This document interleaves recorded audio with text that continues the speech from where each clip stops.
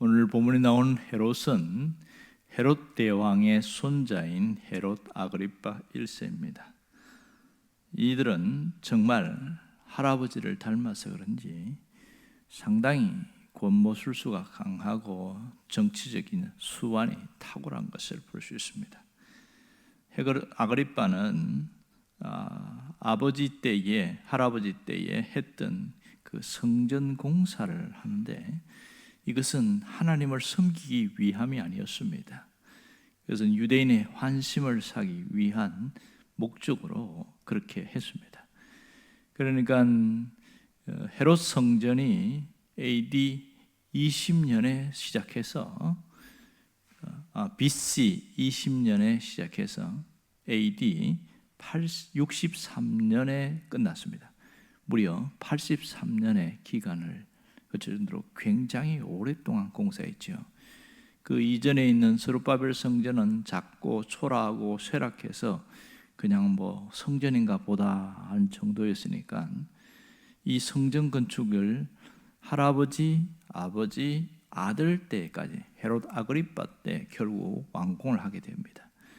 이렇게 거의 60년, 80년 가까이 이렇게 83년 걸려서 완공된 성전이 7년이 지난 다음에 로마의 티투스가 군인이 와서 싹 밀어버리잖아요. 주님이 말씀하신 대로 돌 위에 돌 하나도 남지 아니하리라. 진짜 그렇게 됐어요. 왜냐하면 그 성전의 돌 사이사이에 그 금줄이 있었거든요. 그거 걷어낸다고 돌 다 파괴시켰잖아요. 지금은 통곡의 벽이라는 서쪽에 있는 그 벽만 남아있고 싹 없어졌습니다. 그렇게 오래 지어도 허무하지요. 이렇게까지 왜 오랜 동안 성전을 공사했냐? 전적으로 유대인의 환심을 사기 위해서입니다.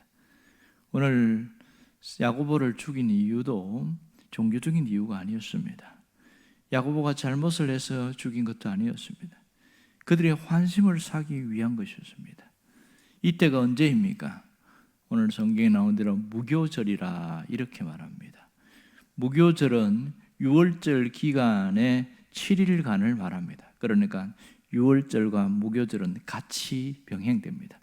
유월절은 하나의 큰 절기라고 하면 음식에 대해서 이렇게 빵, 설탕, 우리가 말하면 소금 이런 걸 전혀 넣지 않고 이스트도 넣지 않은 딱딱한 빵을 먹는 7일간의 기간이라고 해서 무교절 이렇게 표현합니다.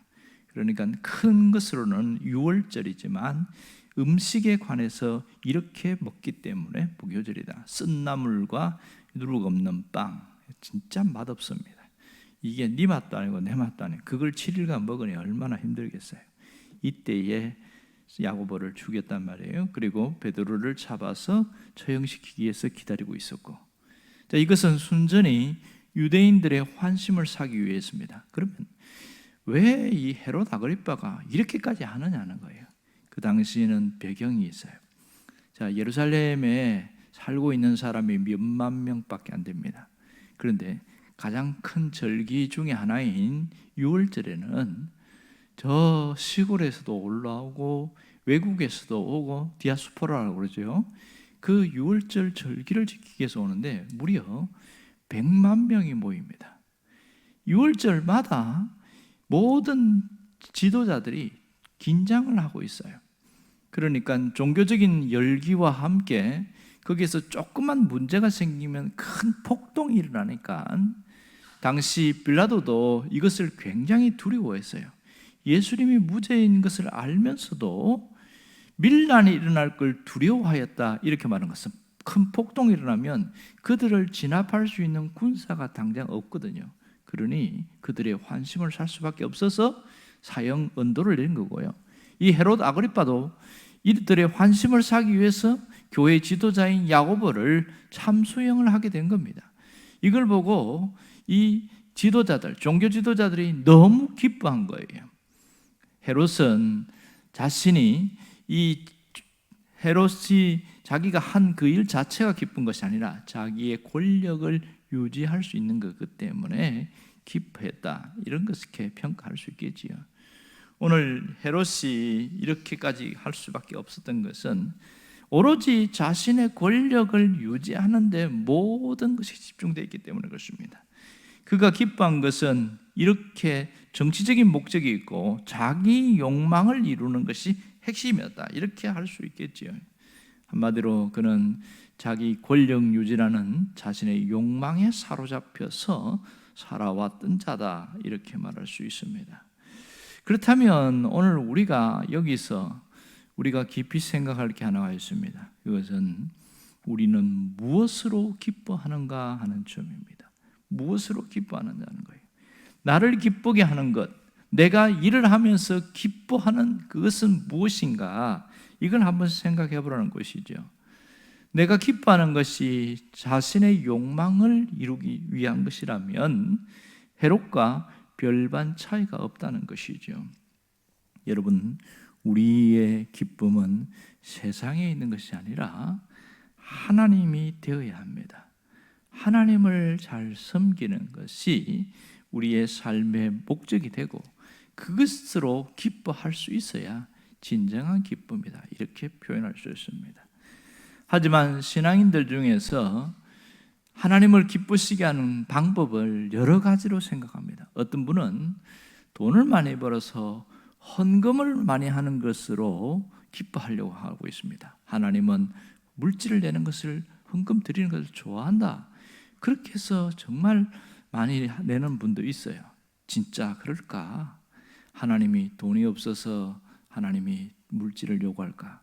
그렇다면 하나님이 돈 많은 사람만 더 우선적으로 뽑아서 교회에다 채우겠죠. 그게 아니라는 것을 우리가 잘 알고 있어요. 어떤 분들은 자신의 직책이나 권력을 통해서 교회를 부흥시키고 또 하나님을 기쁘시게 하려는 그런 분들이 있습니다. 그 자체는 잘못된 것이 아니지만 우선순위, 중심이 문제가 있는 것이죠. 우리가 분명히 여기서 기억할 것은 내가 어떻게 하나님을 기쁘시게 할 것인가, 그것은 어떤 다른 외적인 수단이나 세상에 있는 것이 아니라 우리의 마음이라는 사실을 알아야 합니다. 내 마음, 내 중심이 하나님을 기뻐하는 것이 삶의 목적이다, 하나님으로 기쁘시게 하는 것이 목적이다, 이렇게 살아갈 때 달라지는 것이지요. 그래서 소교리 문답에 항상 이야기하잖아요. 일문을 강조하는 이유는 사람의 제일된 목적이 뭐냐? 하나님을 즐겁게 하는 것이다, 이렇게 했어요. 하나님을 즐겁게. 이 말을 다른 분들이 풀어내기를 내가 하나님 섬기는 것을 즐거워하고 하나님 자체를 좋아한다, 이렇게 표현했습니다. 정말 맞는 말이라고 할 수 있겠지요. 겸손한 마음으로 하나님 섬기는 것 자체가 기쁘고 즐거울 때, 그것이 삶의 목적이 될 때 그 사람은 신앙생활을 굉장히 잘하는 사람이다, 이렇게 말할 수 있습니다. 하나님을 기뻐하는 것을 삶의 목적으로 삼는 게 대단히 중요합니다. 이것을 일찍이 알았던 다윗은 시편에서 이렇게 말합니다. 시편 37편 4절에 보면 여호와를 기뻐하라, 그가 내 마음의 소원을 이루어 주시리라, 이렇게 다윗이 얘기합니다. 어떤 성도가 목사님께 찾아와서 이런 얘기를 했어요. 목사님, 여호와를 기뻐하라는 게 도대체 뭐예요? 이렇게 물었어요. 그랬더니 그 목사님이 거꾸로 물었습니다. 사람이 기뻐하는데, 제가 한번 질문을 해볼게요. 장사꾼이 무엇을 할 때 기뻐합니까? 그랬더니 돈 버는 거요. 맞아요. 술꾼은 뭐 할 때 기뻐합니까? 술 마시는 거예요. 그랬어요. 그럼 도박하는 사람은 뭐 할 때 기뻐합니까? 도박을 할 수 있을 때 기쁘다는 거예요. 그러면 왜 장사꾼은 돈 버는 것을 기뻐합니까? 그렇게 물었더니 한참 생각하더니 돈 버는 게 자기 삶의 목적이기 때문에 그런 거 아닌가요? 이렇게 하는 거예요.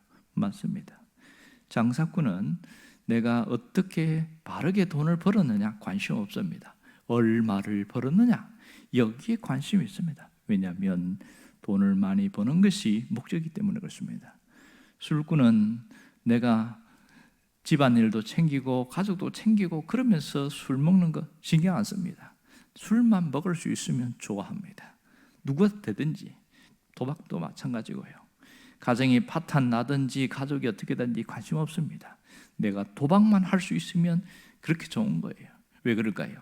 술꾼이나 도박꾼은 그 자체가 그것이 자신의 삶의 목적이기 때문에 그렇습니다. 사람은 무엇을 목적으로 삼느냐에 따라서 달라집니다. 이때에 목사님이 이렇게 말했습니다. 여호와를 기뻐하라. 이 말은 여호와 하나님을 삶의 목적으로 삼는 겁니다. 이렇게 이야기했어요. 아주 명확한 해석이라 할 수 있습니다. 하나님을 기뻐한다는 것은 하나님 자체를 삶의 목적으로 삼는 것이지요. 하나님을 섬기는 것이 즐겁고 신앙생활하는 것이 좋고 이렇게 하나님 자체를 삶의 목적으로 삼는 사람은 모든 것이 좋은 거예요. 그러니까 신앙생활하는 것이 환하고 행복할 수 있는 것이죠. 여러분, 장사꾼이나 술꾼이나 도박꾼은 진리 때문에 기뻐하는 일이 없습니다. 그것은 자신들의 목적이 아니거든요. 오늘 이 헤롯 아그리빠도 마찬가지였습니다. 진리냐 비진리냐 관심 없습니다. 자신의 권력을 얼마나 유지할 수 있느냐, 혹시 해가 된다면 죄가 없는 사람이라도 죄를 뒤집어 씌워서 죽이려고 하는 거예요. 왜? 자신의 욕망을 이루는 것이 삶의 목적이니까. 이렇게 사람들은 자신의 삶의 목적대로 살아갑니다. 우리의 신앙인들의 목적은 오로지 하나님을 기쁘시게 하는 것이 삶의 목적이 되어야 됩니다. 이것을 알았던 모든 사도들은 그렇게 살았습니다. 야고보도 베드로도 사도 바울도 그렇게 살다가 갔습니다. 여러분, 그 베드로가 바울이 한 얘기 기억나시지요? 갈라디아 1장에 보면 내가 사람을 좋게 하랴 하나님을 좋게 하랴 사람에게 기쁨을 구하랴. 그러면 지금까지 사람의 기쁨을 구하였다면 나는 그리스도의 종이 아니니라. 이러면서 하나님을 기쁘시게 하는 일에 모든 것을 쏟아부었던 것을 알 수 있습니다. 여러분, 우리도 하나님을 기쁘시게 하며 살아갈 수가 있고 그것이 우리 삶의 목적이 된다면 가장 가치 있는 삶으로 살아갈 수 있습니다. 바울이 이야기한 것처럼 사나 죽으나 내가 오로지 주님을 기뻐하는 그 삶의 목적으로 살 때에 우리 삶은 가장 고귀하고 가치 있는 삶으로 거듭날 것입니다. 오늘 우리가 기도할 것은 바로 그겁니다. 하나님, 내가 하나님을 기쁘시게 하는 것을 삶의 목적으로 삼겠습니다. 이러한 기도와 함께 우리의 삶은 새롭게 달라질 것입니다. 여러분의 그 주인공이 되기를 주의 이름으로 축원합니다. 기도하겠습니다.